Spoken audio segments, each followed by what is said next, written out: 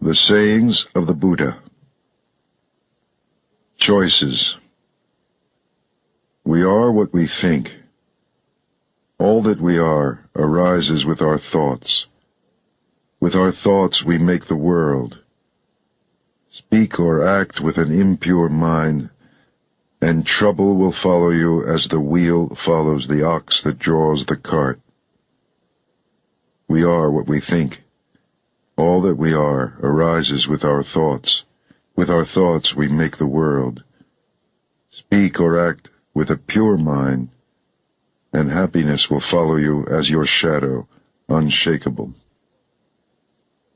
Look how he abused me and beat me, how he threw me down and robbed me. Live with such thoughts, and you live in hate. Look how he abused me and beat me, how he threw me down and robbed me. Abandon such thoughts, and live in love. In this world, hate never yet dispelled hate. Only love dispels hate. This is the law, ancient and inexhaustible. You too shall pass away. Knowing this, how can you quarrel? How easily the wind overturns a frail tree. Seek happiness in the senses, indulge in food and sleep, and you too will be uprooted. The wind cannot overturn a mountain. Temptation cannot touch the man who is awake, strong and humble, who masters himself and minds the law. If a man's thoughts are muddy, if he is reckless and full of deceit, how can he wear the yellow robe? Whoever is master of his own nature, bright, clear, and true, he may indeed wear the yellow robe. Mistaking the false for the true, and the true for the false, you overlook the heart and fill yourself with desire.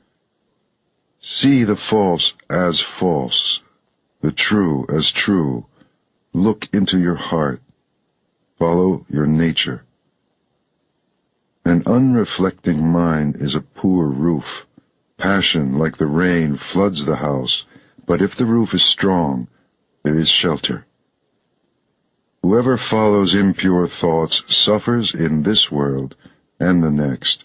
In both worlds he suffers, and how greatly, when he sees the wrong he has done. But whoever follows the law is joyful here and joyful there. In both worlds he rejoices, and how greatly, when he sees the good he has done. For great is the harvest in this world, and greater still in the next. However many holy words you read, however many you speak, what good will they do you if you do not act upon them? Are you a shepherd who counts another man's sheep, never sharing the way? Read as few words as you like, and speak fewer, but act upon the law. Give up the old ways, passion, enmity, folly. Know the truth, and find peace. Share the way. Wakefulness. Wakefulness is the way to life. The fool sleeps, as if he were already dead, but the master is awake, and he lives forever. He watches. He is clear. How happy he is, for he sees that wakefulness is life. How happy he is, following the path of the awakened. With great perseverance he meditates, seeking freedom and happiness. So awake, reflect, watch, work with care and attention. Live in the way, and the light will grow in you.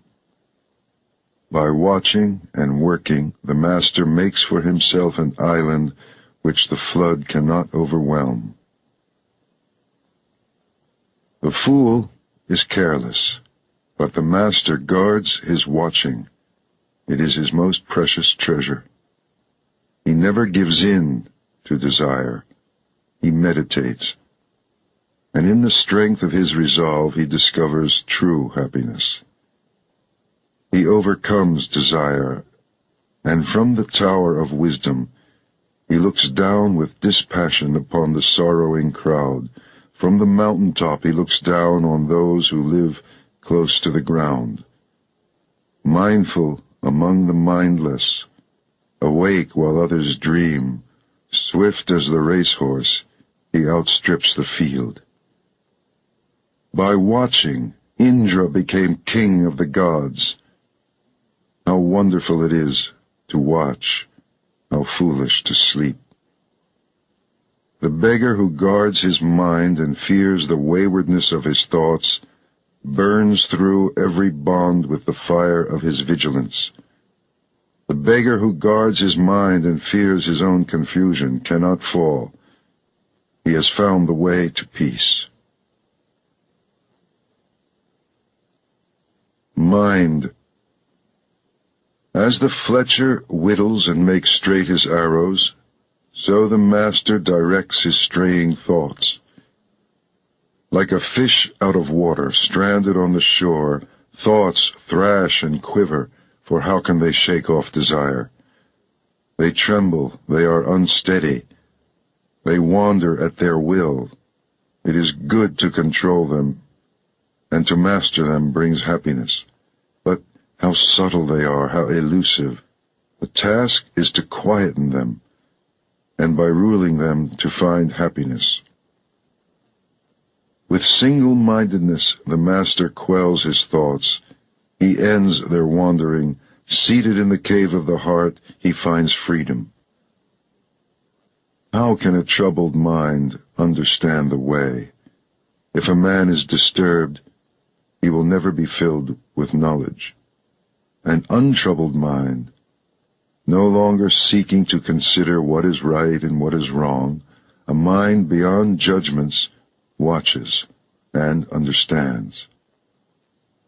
Know that the body is a fragile jar, and make a castle of your mind. In every trial, let understanding fight for you, to defend what you have won. For soon the body is discarded. Then what does it feel? A useless log of wood, it lies on the ground. Then what does it know?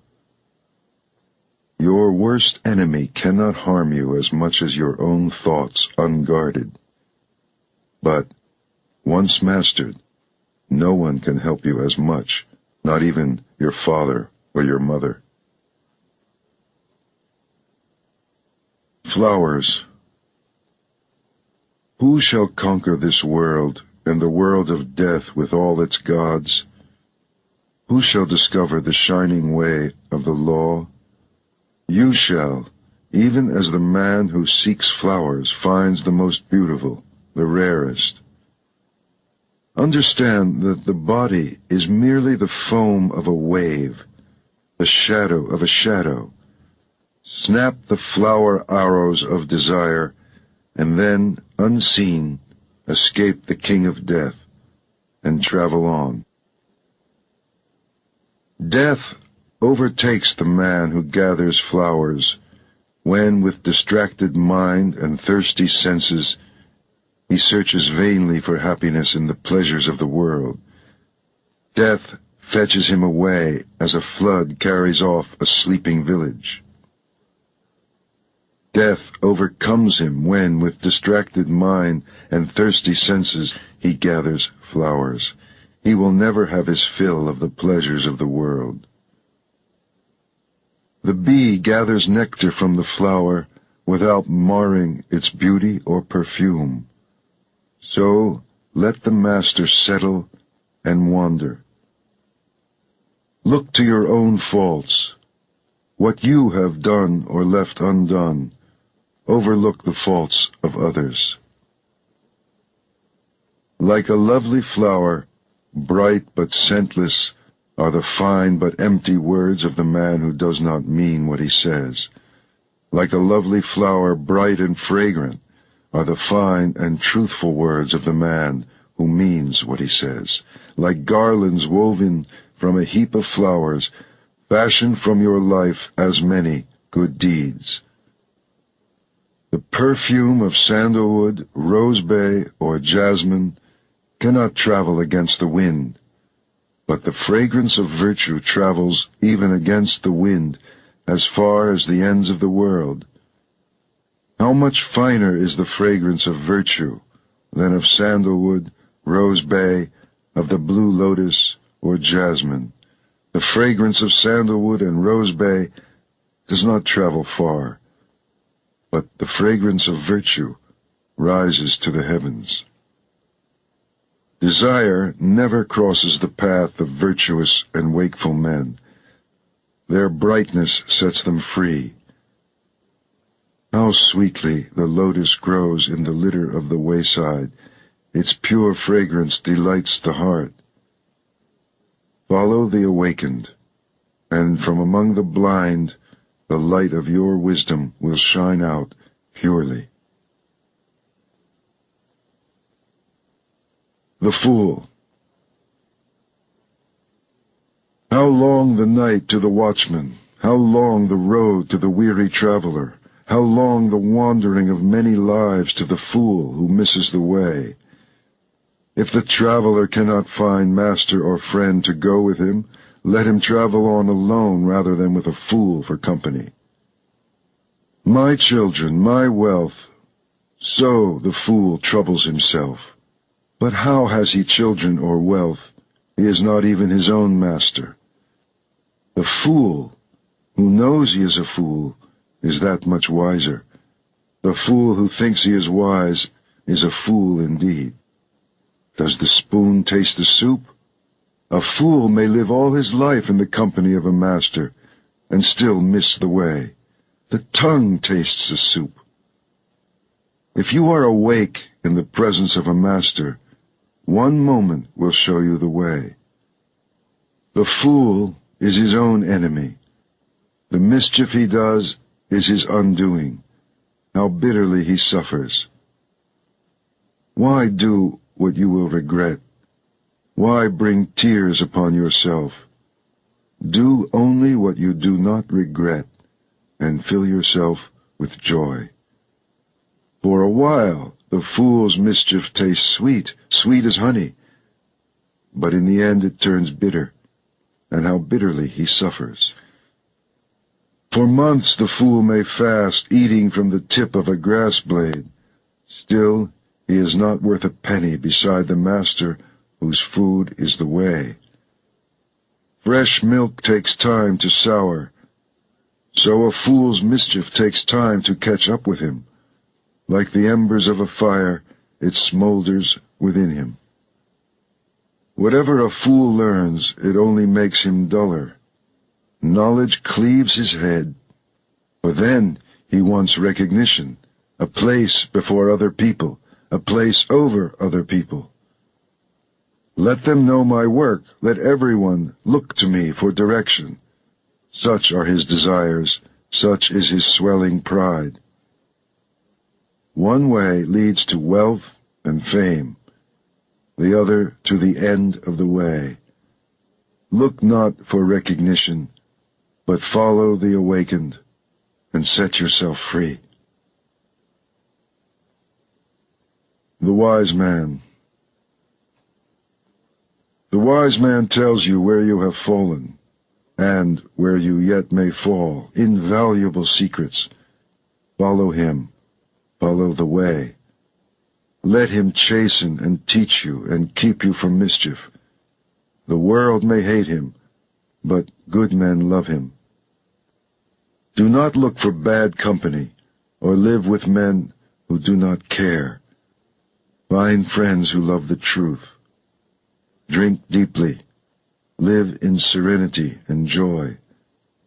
The wise man delights in the truth and follows the law of the awakened. The farmer channels water to his land, the fletcher whittles his arrows, and the carpenter turns his wood. So the wise man directs his mind. The wind cannot shake a mountain. Neither praise nor blame moves the wise man. He is clarity. Hearing the truth, he is like a lake, pure and tranquil and deep. Want nothing. Where there is desire, say nothing. Happiness or sorrow, whatever befalls you, walk on, untouched, unattached. Do not ask for family or power or wealth, either for yourself or for another. Can a wise man wish to rise unjustly?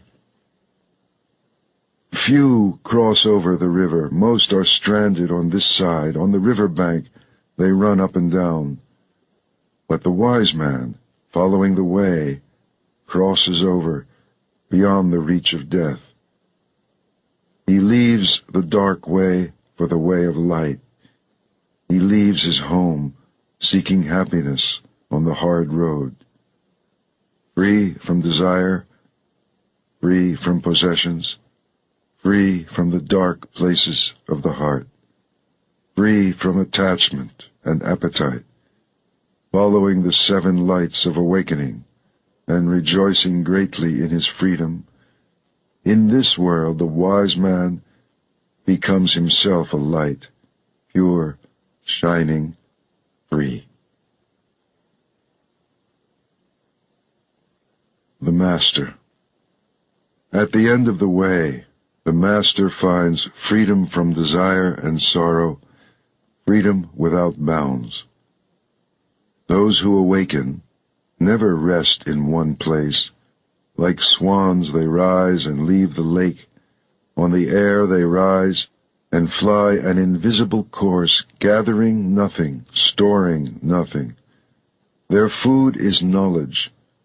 They live upon emptiness. They have seen how to break free. Who can follow them? Only the Master. Such is his purity.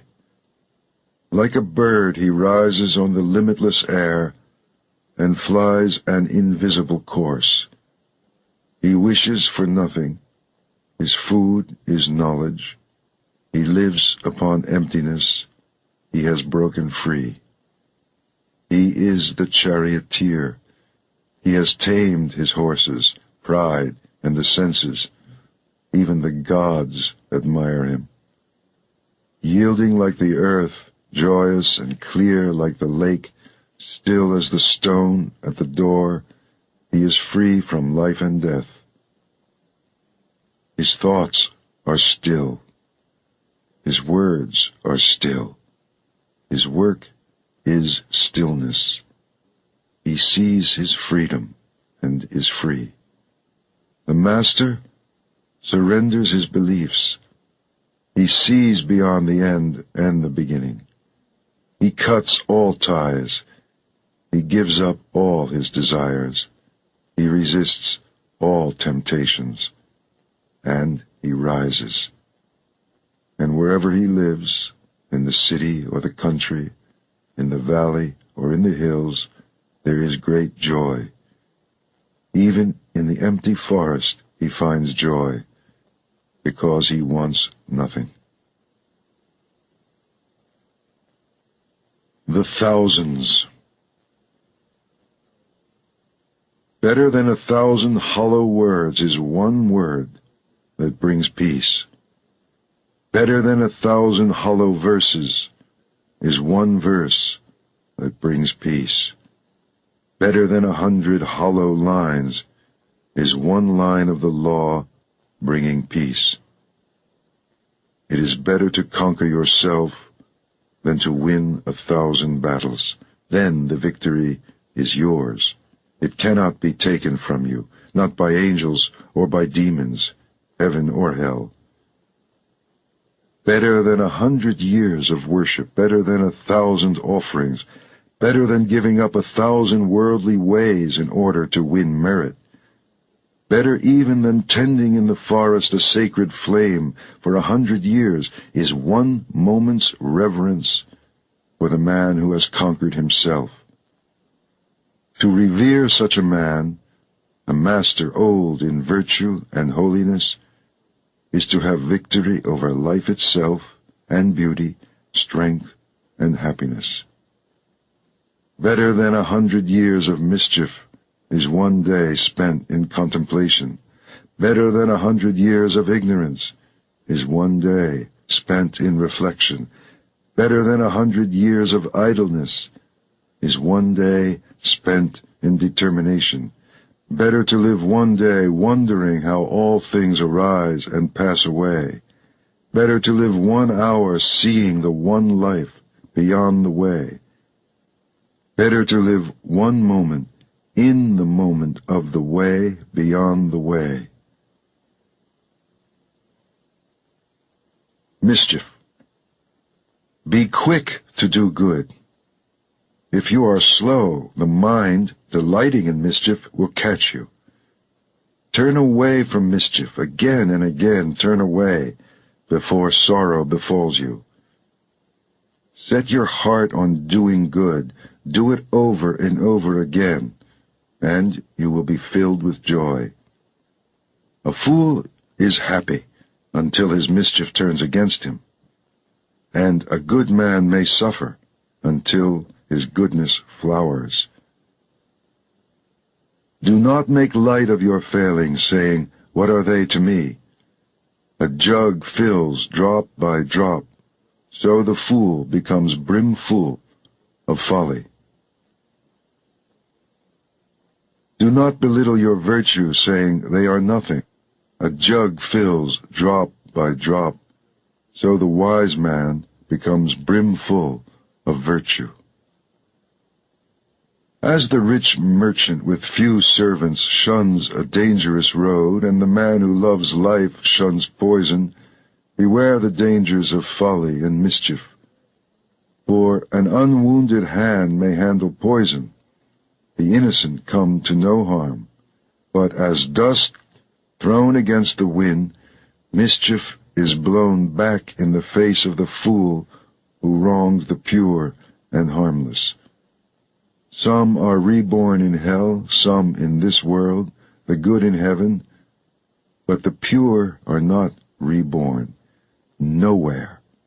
Not in the sky, nor in the midst of the sea, nor deep in the mountains can you hide from your own mischief. Not in the sky, nor in the midst of the ocean, nor deep in the mountains, nowhere can you hide from your own death. Violence. All beings tremble before violence. All fear death. All love life. See yourself in others. Then whom can you hurt? What harm can you do?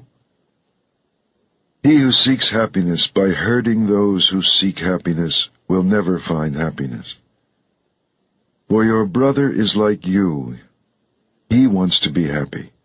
Never harm him, and when you leave this life, you too will find happiness. Never speak harsh words, for they will rebound upon you. Angry words hurt, and the hurt rebounds. Like a broken gong, be still, be silent. Know the stillness of freedom, where there is no more striving. Like herdsmen driving their cows into the fields, old age and death will drive you before them. But the fool in his mischief forgets, and he lights the fire wherein one day he must burn. He who harms the harmless or hurts the innocent, 10 times shall he fall, into torment or infirmity, injury or disease or madness, persecution or fearful accusation, loss of family, loss of fortune. Fire from heaven shall strike his house, and when his body has been struck down, he shall rise in hell. He who goes naked with matted hair, mud bespattered, who fasts and sleeps on the ground and smears his body with ashes, and sits in endless meditation, so long as he is not free from doubts, he will not find freedom. But he who lives purely and self-assured, in quietness and virtue, who is without harm or hurt or blame, even if he wears fine clothes, so long as he also has faith, he is a true seeker. A noble horse rarely feels the touch of the whip. Who is there in this world as blameless? Then, like a noble horse, smart under the whip, burn and be swift, believe, meditate, see. Be harmless, be blameless, awake to the law, and from all sorrow free yourself. The farmer channels water to his land, the fletcher whittles his arrows, the carpenter turns his wood, and the wise man masters himself. Old age. The world is on fire, and are you laughing? You are deep in the dark. Will you not ask for light? For behold your body, a painted puppet, a toy, jointed and sick, and full of false imaginings, a shadow that shifts and fades. How frail it is, frail and pestilent. It sickens, festers, and dies. Like every living thing, in the end, it sickens and dies. Behold these whitened bones, the hollow shells and husks of a dying summer, and are you laughing? You are a house of bones, flesh and blood for plaster. Pride lives in you, and hypocrisy, decay, and death. The glorious chariots of kings shatter, so also the body turns to dust. But the spirit of purity is changeless, and so the pure instruct the pure. The ignorant man is an ox. He grows in size, not in wisdom. Vainly I sought the builder of my house through countless lives. I could not find him. How hard it is to tread life after life. But now I see you, O builder, and never again shall you build my house. I have snapped the rafters, split the ridgepole, and beaten out desire, and now my mind is free. There are no fish in the lake. The long-legged cranes stand in the water. Sad is the man who in his youth lived loosely and squandered his fortune. Sad as a broken bow, and sadly is he sighing after all that has arisen and has passed away. Yourself. Love yourself and watch, today, tomorrow, always. First, establish yourself in the way, then teach, and so defeat sorrow. To straighten the crooked, you must first do a harder thing, straighten yourself. You are your only master. Who else? Subdue yourself and discover your master. Willfully you have fed your own mischief. Soon it will crush you as the diamond crushes stone. By your own folly you will be brought as low as your worst enemy wishes. So the creeper chokes the tree. How hard it is to serve yourself. How easy to lose yourself in mischief and folly. The kashta reed dies when it bears fruit. So the fool, scorning the teachings of the awakened, spurning those who follow the law, perishes when his folly flowers. Mischief is yours, sorrow is yours, but virtue also is yours, and purity. You are the source of all purity and all impurity. No one purifies another. Never neglect your work for another's, however great his need. Your work is to discover your work, and then, with all your heart, to give yourself to it.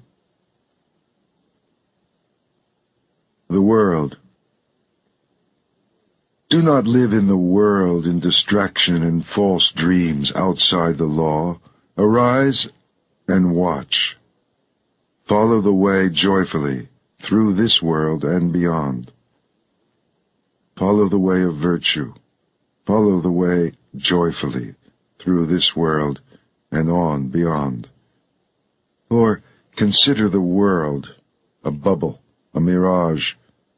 See the world as it is, and death shall overlook you. Come, consider the world, a painted chariot for kings, a trap for fools. But he who sees goes free. As the moon slips from behind a cloud and shines, so the master comes out from behind his ignorance and shines. This world is in darkness. How few have eyes to see. How few the birds who escape the net and fly to heaven. Swans rise and fly toward the sun. What magic!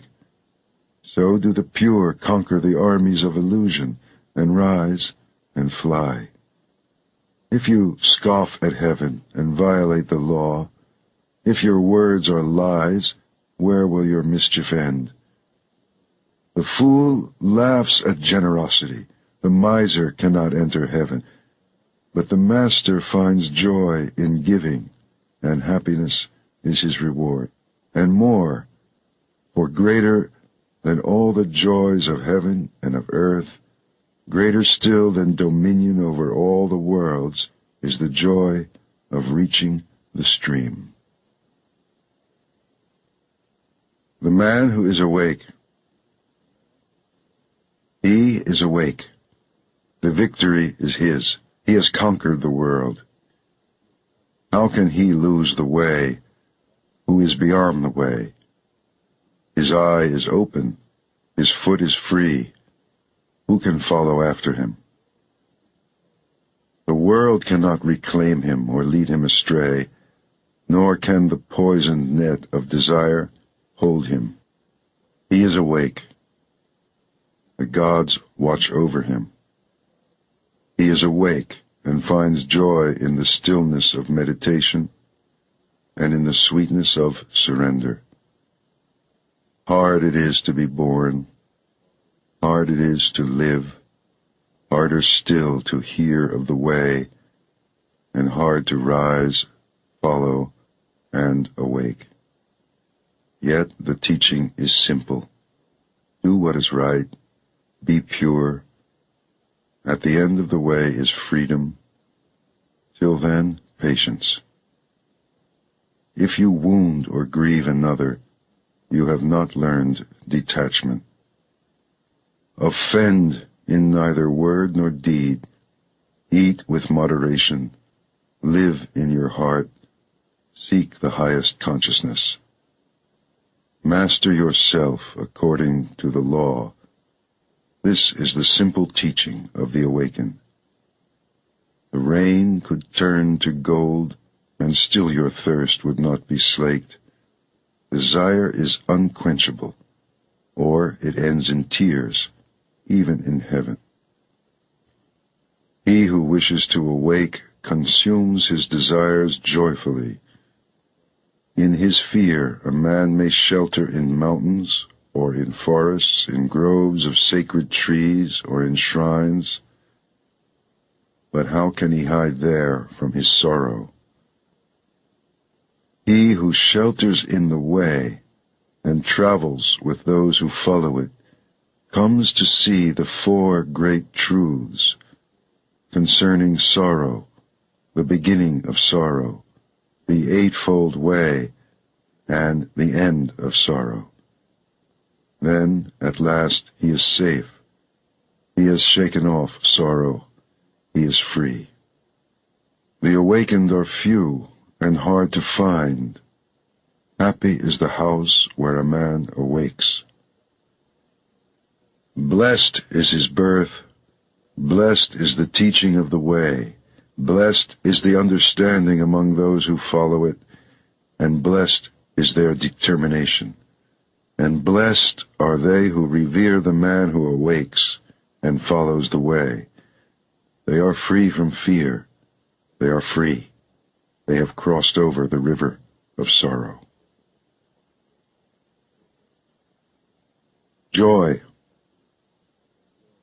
Live in joy, in love, even among those who hate.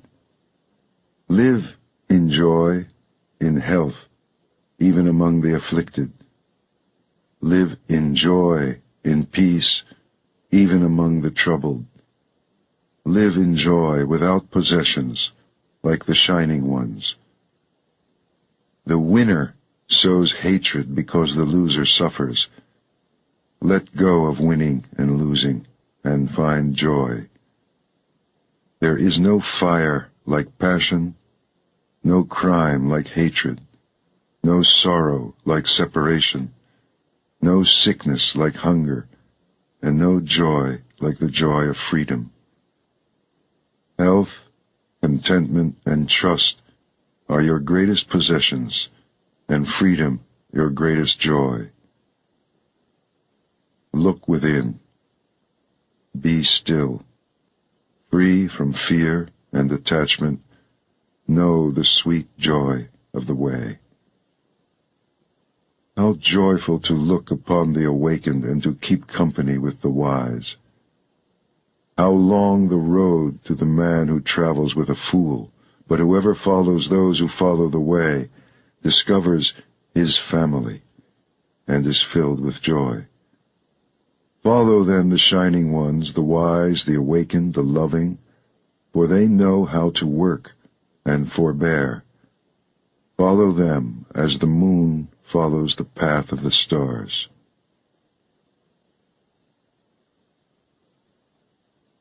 Pleasure.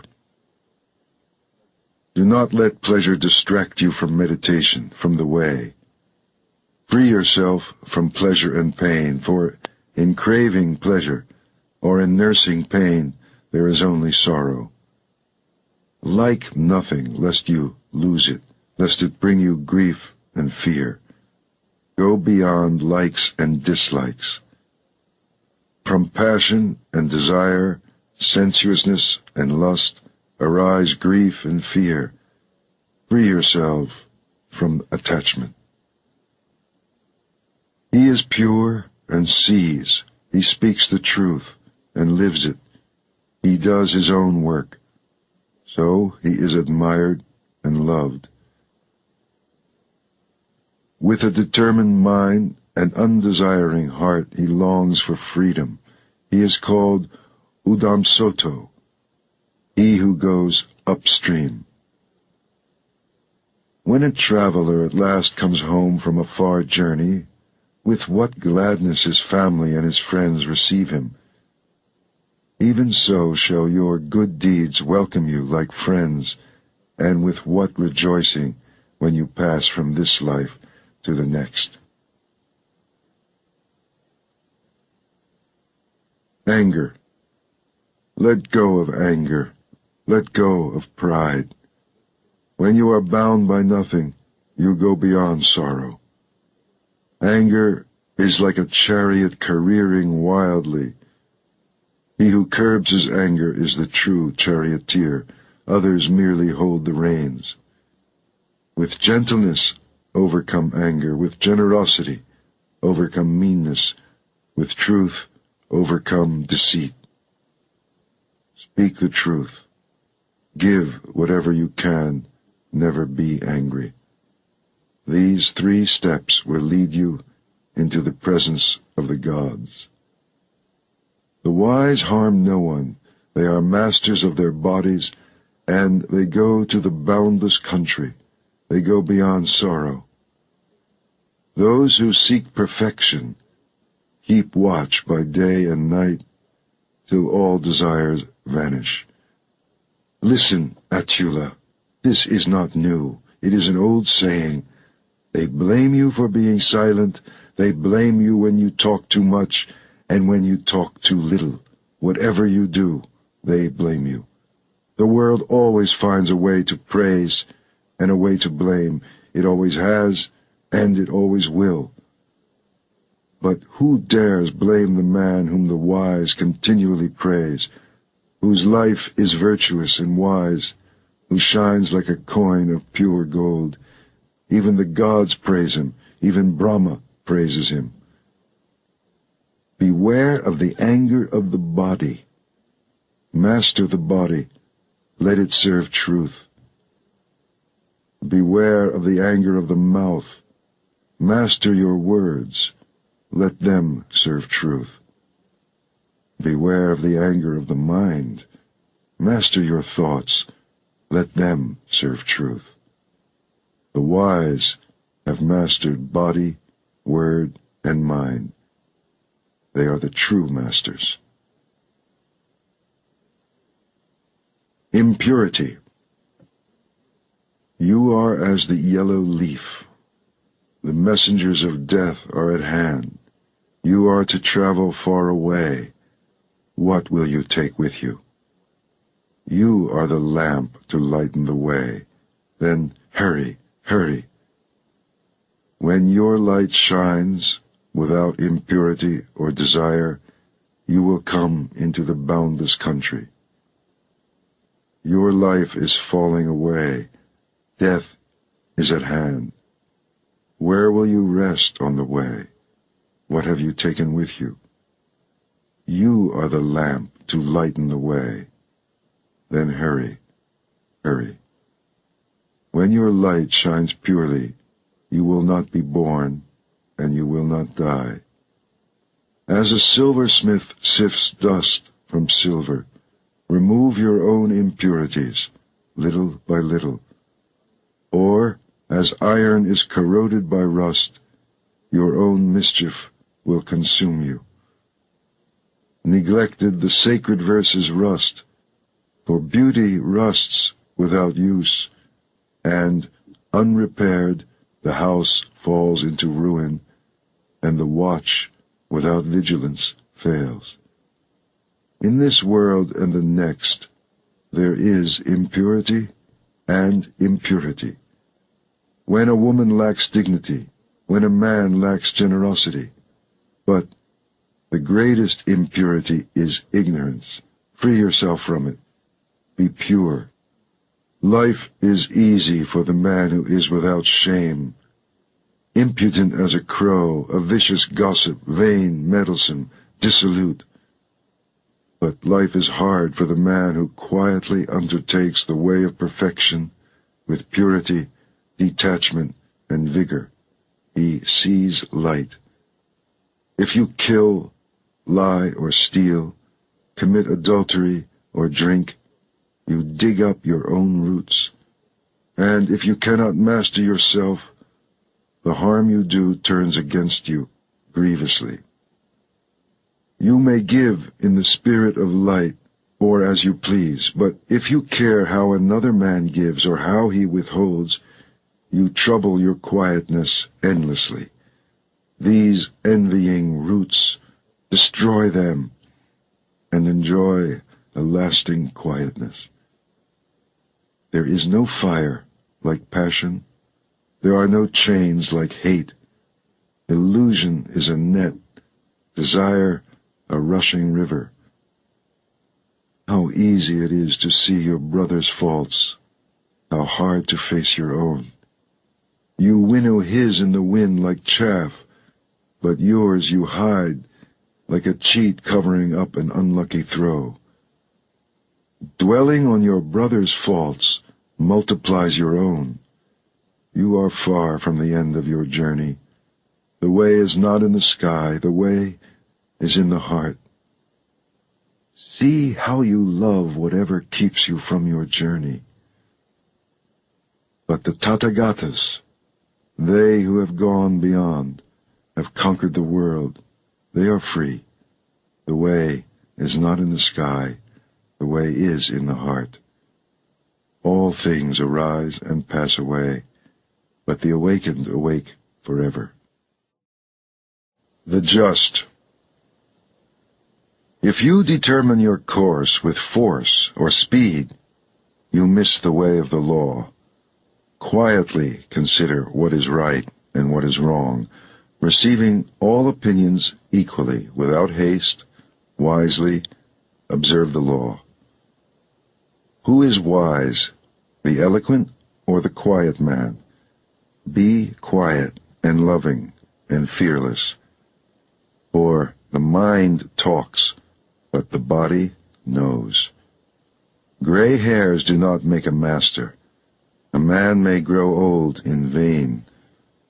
The true master lives in truth, in goodness and restraint, non-violence, moderation, and purity.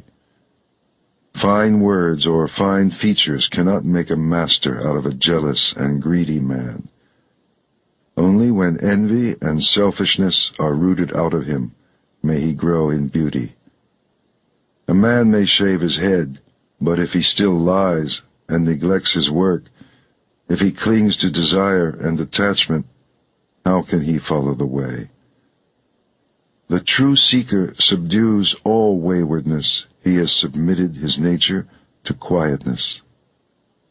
He is a true seeker, not because he begs, but because he follows the lawful way, holding back nothing, holding to nothing, beyond good and beyond evil, beyond the body and beyond the mind. Silence cannot make a master out of a fool, but he who weighs only purity in his scales, who sees the nature of the two worlds, he is a master. He harms no living thing. And yet it is not good conduct that helps you upon the way, nor ritual, nor book learning, nor withdrawal into the self, nor deep meditation. None of these confers mastery or joy. O seeker, rely on nothing until you want nothing. The way.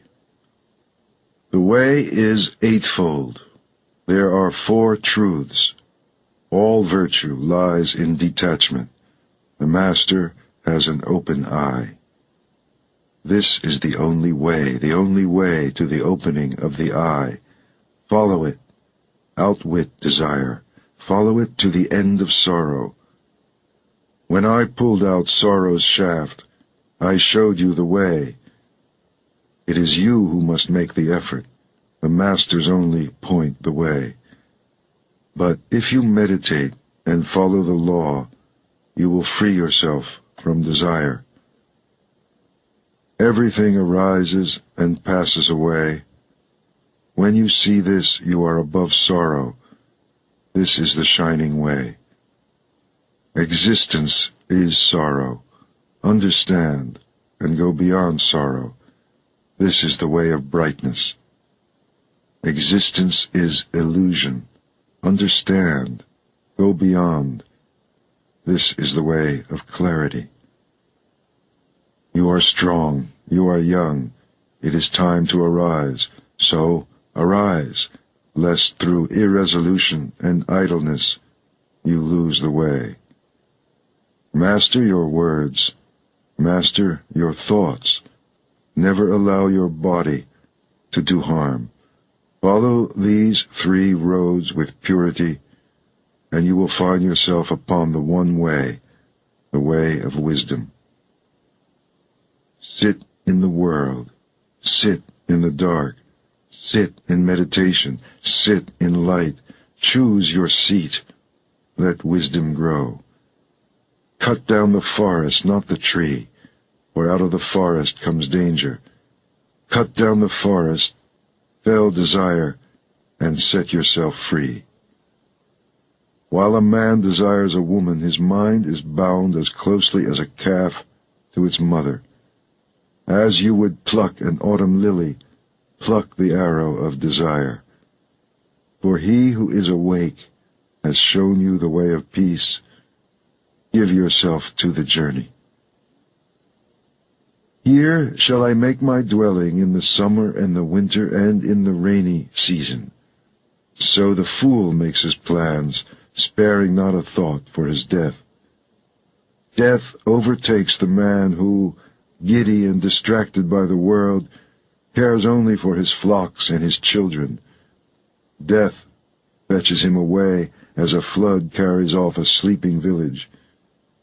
His family cannot save him, not his father, nor his sons. Know this. Seek wisdom and purity. Quickly clear the way. out of the forest. There is pleasure, and there is bliss. Forgo the first to possess the second. If you are happy at the expense of another man's happiness, you are forever bound. You do not what you should. You do what you should not. You are reckless, and desire grows. But the master is wakeful. He watches his body. In all his actions, he discriminates, and he becomes pure. He is without blame, though once he may have murdered his mother and his father, 2 kings, a kingdom, and all its subjects. Though the kings were holy, and their subjects among the virtuous, yet is he blameless. The followers of the awakened awake, and day and night they watch and meditate upon their master. Forever wakeful, they mind the law. They know their brothers on the way. They understand the mystery of the body. They find joy in all beings. They delight in meditation. It is hard to live in the world, and hard to live out of it. It is hard to be one among many, and for the wanderer, how long is the road wandering through many lives? Let him rest. Let him not suffer. Let him not fall into suffering. If he is a good man, a man of faith, honored and prosperous, wherever he goes, he is welcome. Like the Himalayas, good men shine from afar, but bad men move unseen like arrows in the night. Sit, rest, work, alone with yourself, never weary. On the edge of the forest, live joyfully, without desire. The dark. One man denies the truth, another denies his own actions. Both go into the dark, and in the next world suffer, for they offend truth. Wear the yellow robe, but if you are reckless, you will fall into darkness. If you are reckless, better to swallow molten iron than eat at the table of good folk. If you court another man's wife, you court trouble. Your sleep is broken, you lose your honor, you fall into darkness. You go against the law, you go into the dark, your pleasures end in fear, and the king's punishment is harsh. But as a blade of grass held awkwardly may cut your hand, so renunciation may lead you into the dark. For if in your renunciation you are reckless and break your word, if your purpose wavers, you will not find light. Do what you have to do, resolutely, with all your heart. The traveler who hesitates only raises dust on the road. It is better to do nothing than to do what is wrong, for whatever you do to yourself.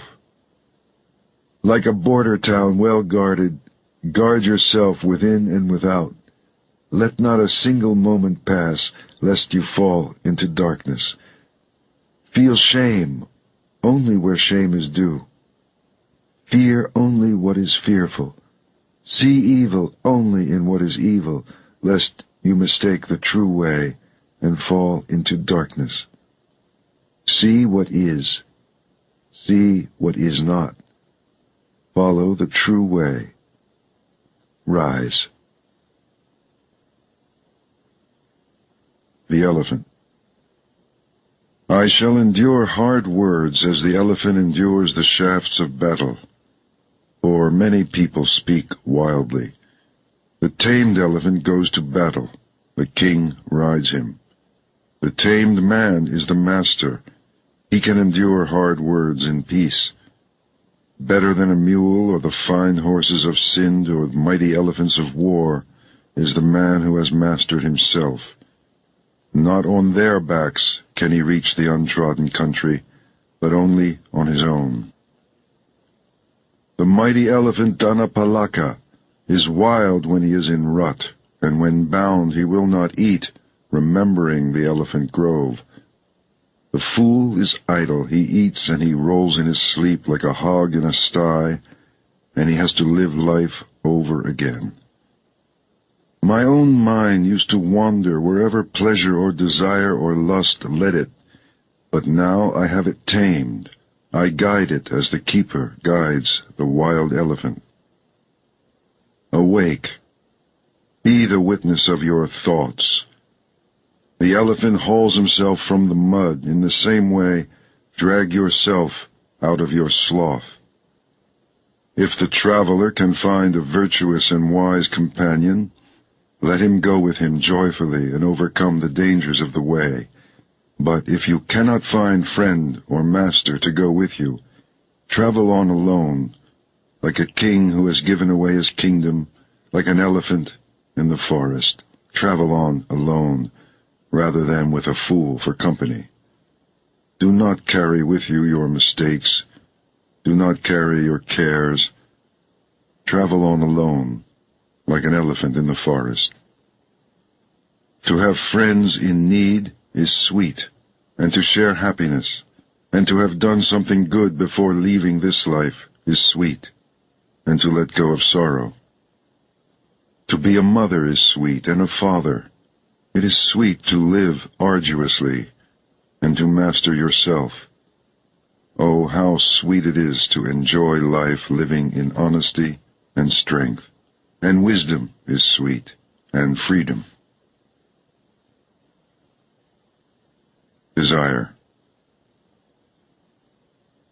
If you sleep, desire grows in you like a vine in the forest. Like a monkey in the forest, you jump from tree to tree, never finding the fruit. From life to life, never finding peace. If you are filled with desire, your sorrows swell like the grass after the rain. But if you subdue desire, your sorrows fall from you like drops of water from a lotus flower. This is good counsel, and it is for everyone.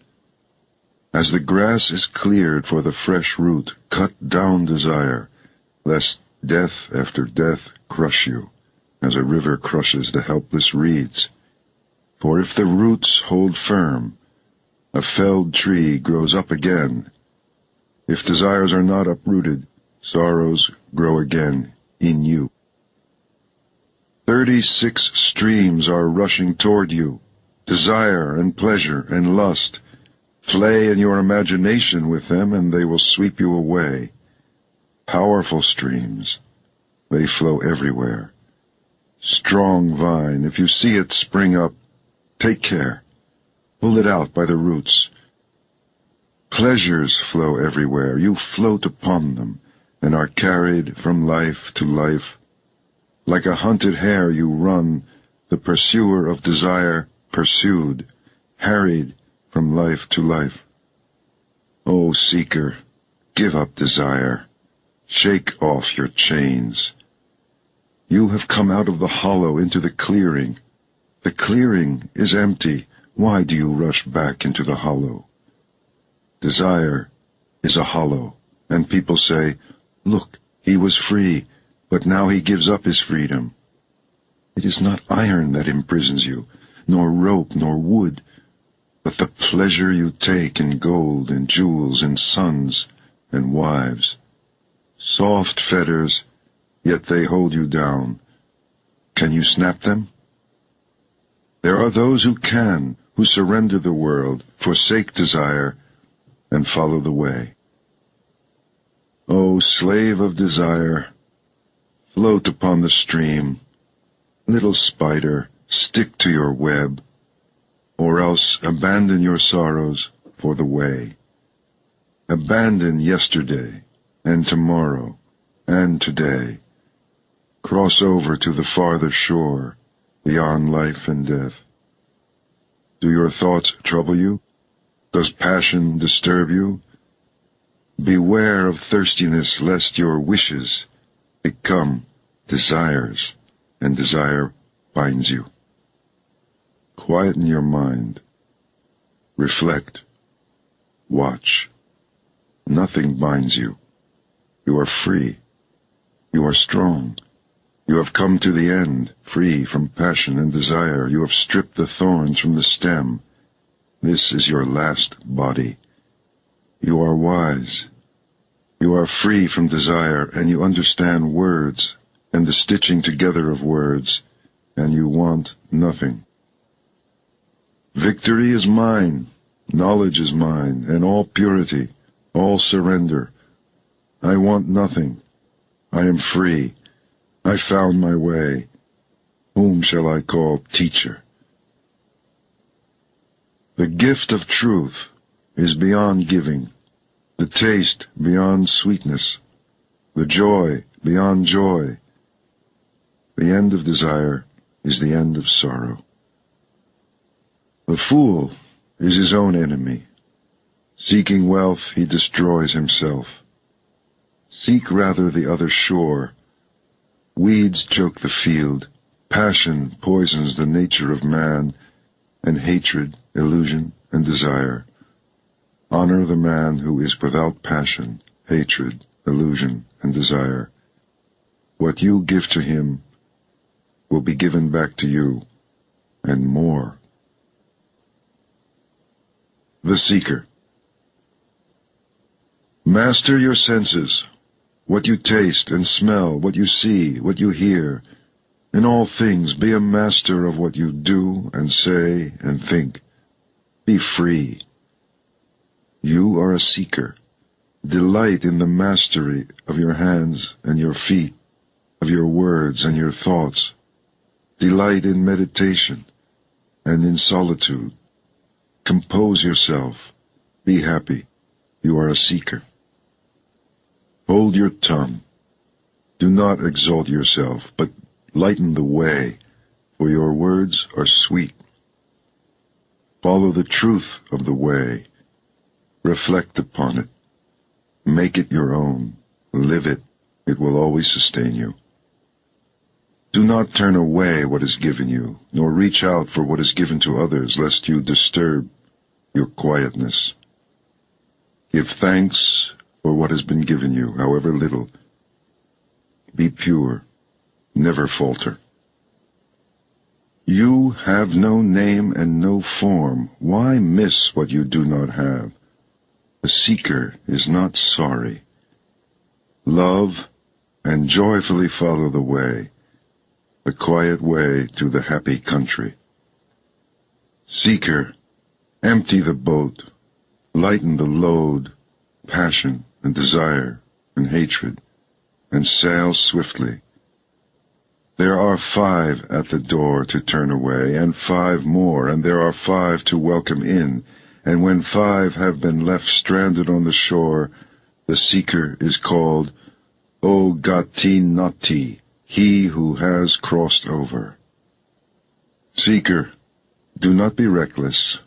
Meditate constantly, or you will swallow fire and cry out, no more. If you are not wise, how can you steady the mind? If you cannot quieten yourself, what will you ever learn? How will you become free? With a quiet mind, come into that empty house, your heart, and feel the joy of the way beyond the world. Look within, the rising and the falling. What happiness! How sweet to be free! It is the beginning of life, of mastery and patience, of good friends along the way, of a pure and active life. So, live in love. Do your work. Make an end of your sorrows. Or see how the jasmine releases and lets fall its withered flowers. Let fall willfulness and hatred. Are you quiet? Quieten your body. Quieten your mind. You want nothing.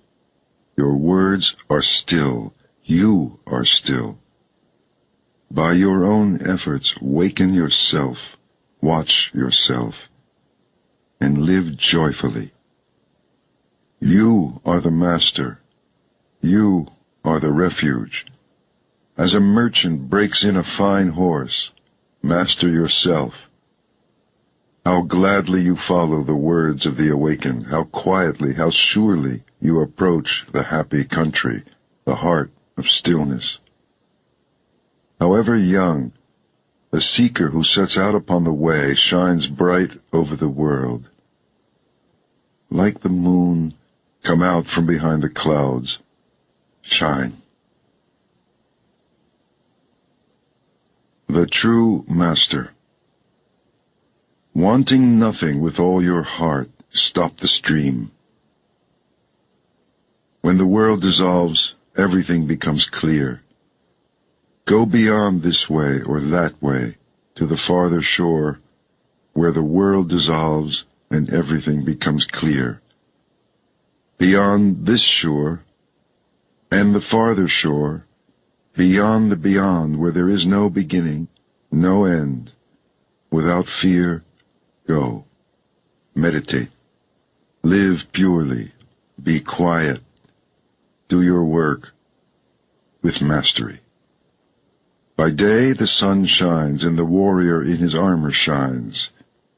By night the moon shines and the master shines in meditation. But day and night the man who is awake shines in the radiance of the Spirit. A master gives up mischief. He is serene. He leaves everything behind him. He does not take offense and he does not give it. He never returns evil for evil.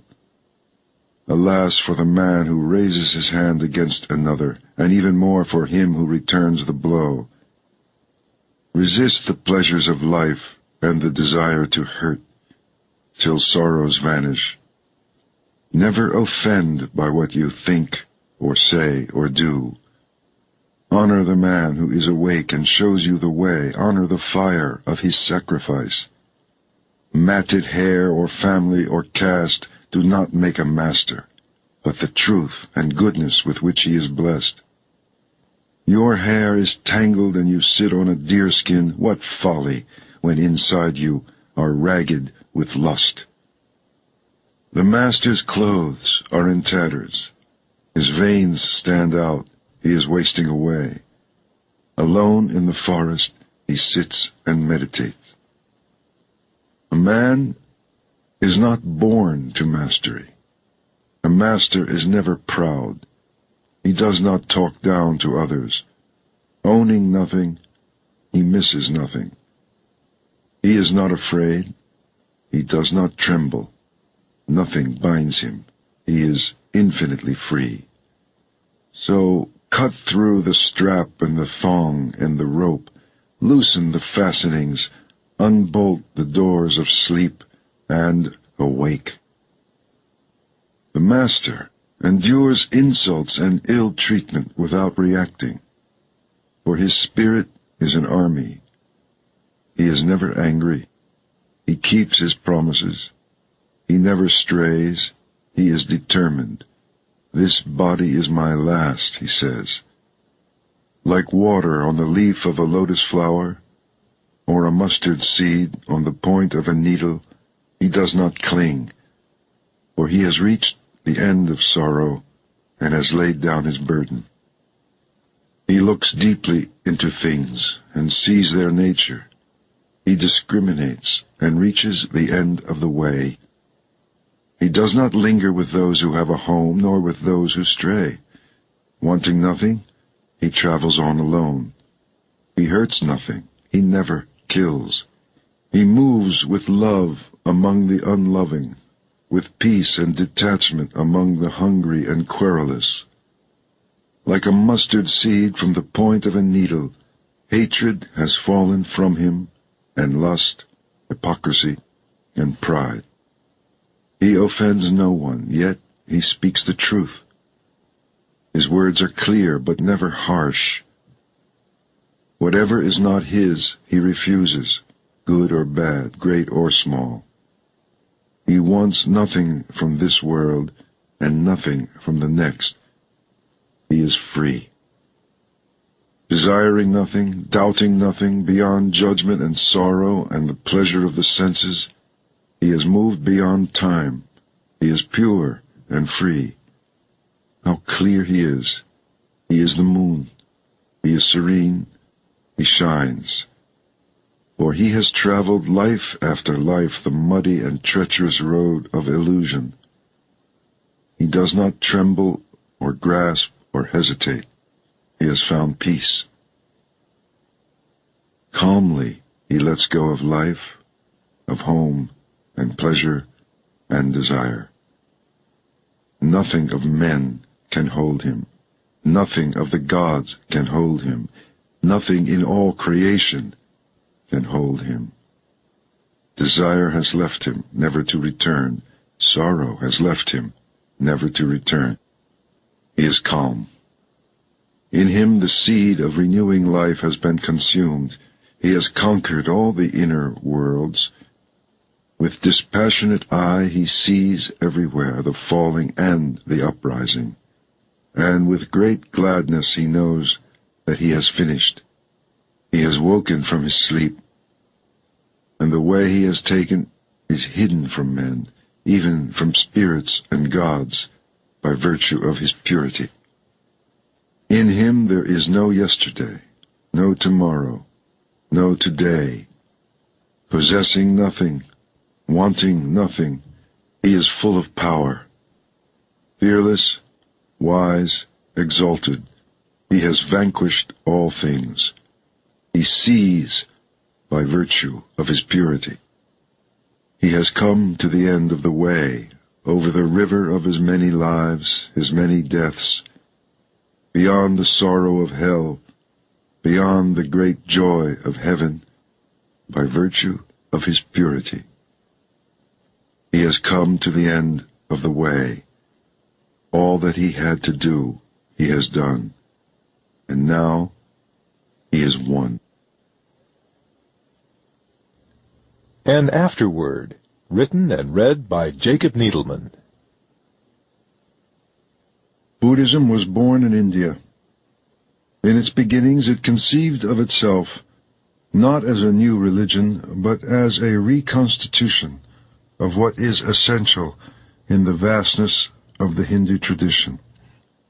Taken as a whole, the Hindu religion can be likened to an Olympian armed campaign, with great generals dispersed abroad, their huge armies and infinitely variegated weaponry converging upon the enemy, the ego, under some divinely conceived master strategy. Compared to this, Buddhism appears upon the Indian scene as a direct, hand-to-hand attack with no holds barred, striking instantly and mercilessly at the enemy's weakest point. By and large, Buddhism has retained this quality of one-pointed practicality, even amid the later flowering of a metaphysics and mythology which, in all of its aspects, rivals the entirety of Hinduism. Put succinctly, the Buddha, who is understood to have lived and taught in the 6th century BC, taught that the principal cause of all human suffering and desolation is the deeply ingrained belief that there is such a thing as a self or ego that persists through time and change. Everything else in Buddhism, its art, philosophy, rituals, and techniques, originated as tools for the destruction of man's illusion that he is a self. This doctrine of no self, or non-Atman, is, as it is said, the diamond which cuts through all errors and confusions of humanity. According to this teaching, everything in human nature is in flux, and a man is nothing but a serial bundle of sensations, thoughts, and feelings, one proceeding from another with nothing to hold them together either in life or death. And not only man, but all things in the universe are without self, without a fixed nature that abides from moment to moment. In the endless and rigorously determined chain of cause and effect that constitutes the universe, we human beings fail by fixing our interest or desire upon one or another phenomenal aggregate, either within ourself or external to ourself. Therein is the root of all our sorrow. What can liberate us is the deep and thorough understanding of all things, including the personality, as causally determined processes of becoming.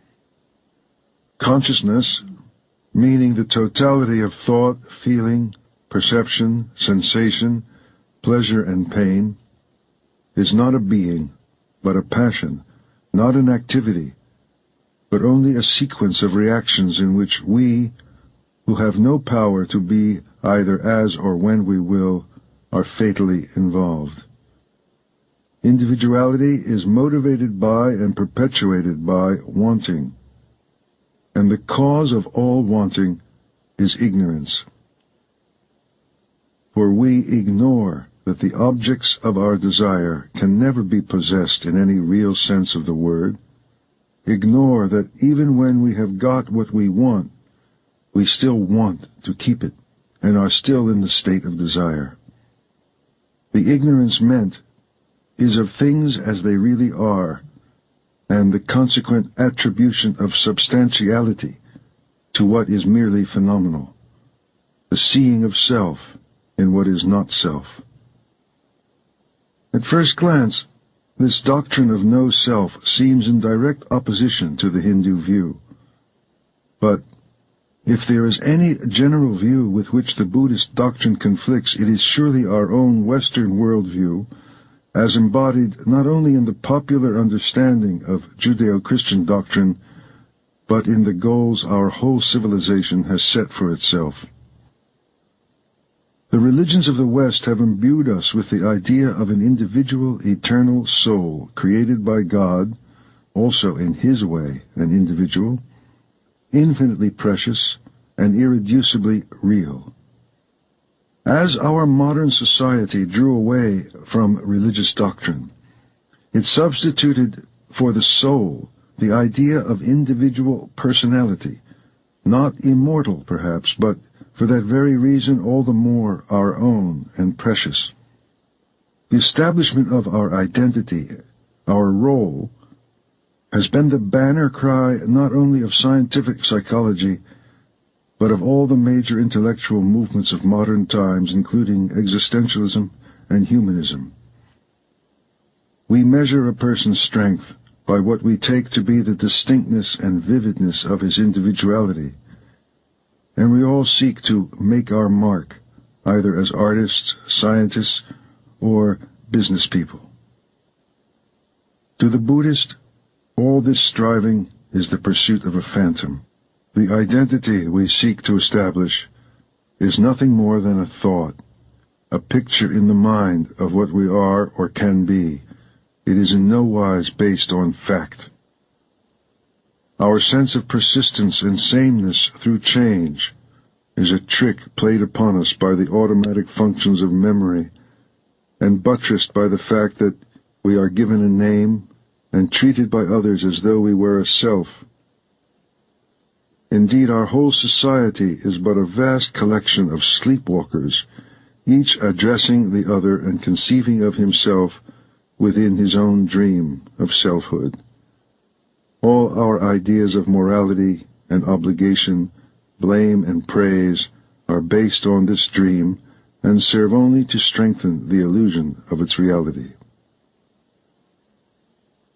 Putting the Buddhist doctrine of no self in the above way, its congruence with Hindu thought becomes clearer. We might say that for the Hindu or Brahmanic religion, human ignorance is the ignorance of who we are, of our ultimate divinity, where for Buddhism it is ignorance of what we are not. We are not this ego. It is in fact the cardinal trait of Buddhism that its teachings are in negative terms. Break down the illusion, the error and the truth will appear by itself, for it is always there. It is only obscured and hidden by our ignorant beliefs about ourselves and the desires attached thereto. Of all the great religious teachers of the world, none has incarnated and lived the idea that ultimate reality is beyond the grasp of the ordinary mind with more purity and concentration than the Buddha.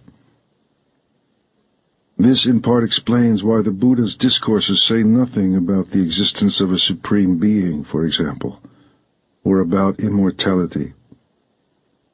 Such questions tend not to edification, since they are put by the deluded mind, which is quite content to speculate endlessly about these matters while clinging to the very beliefs which perpetuate its suffering. Its strategy of negation has misled many Westerners into thinking Buddhism is pessimistic and anti-life. Some have even thought of nirvana, the ultimate goal of Buddhist discipline, as a sort of spiritual suicide. Nothing could be further from the truth, and in fact there is no religion which has a higher estimation of human possibility. It is only that it is not spoken of directly and positively. The exalted level of nirvana can be seen indirectly by attending to everything which the Buddhists say it is not.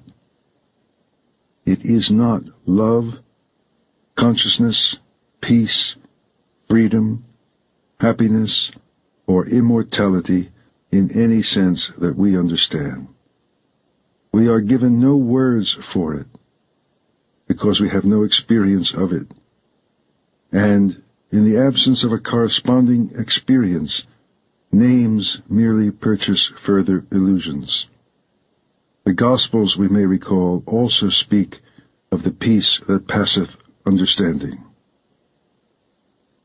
We come to the conclusion that just as the great mystics and saints of our own traditions could describe the supreme reality only by negation and analogy, so the Buddhist tells us of nirvana.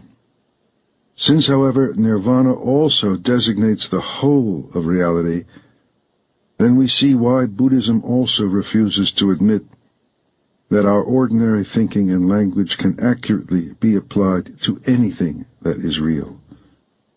Thus, reality is also named the void, or emptiness. A final note, especially important when we come to inquire if a genuine Buddhist way can take root on our own soil. Buddhist moral rules are never ends in themselves. It is essential to realize that ethical commandments in the Dhammapada are understood as necessary preliminaries to any greater spiritual development. What is especially valuable about the Dhammapada is that it shows us there is no real separation between true human morality and the process of inner development. The admonitions and insights in this great text resonate on all levels of our search for our authentic humanity. At one stroke, they bring inspiration to our halting everyday efforts to care for our neighbor and guidance in our efforts to look into ourselves for the radiant energy that is traditionally termed the Buddha nature. The Dhammapada presents itself as the actual sayings of Gautama Buddha, and was originally compiled for the growing community of Buddhist monks. It was apparently in existence by the time of the Emperor Ashoka in 250 BC, and quickly became popular with all schools of Buddhist thought and practice. It is now, no doubt, time for it to speak more universally to the whole of our morally and spiritually hungry modern world.